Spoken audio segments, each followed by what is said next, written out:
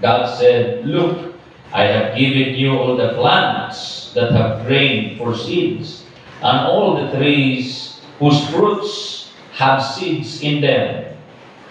They will be food for you. I have given all the grain plants as food for every wild animal, every bird of the air, and every small crawling animal."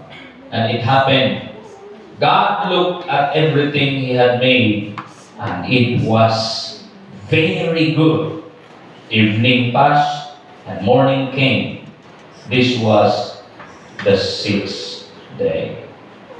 Another verse in Proverbs 19, verse 21.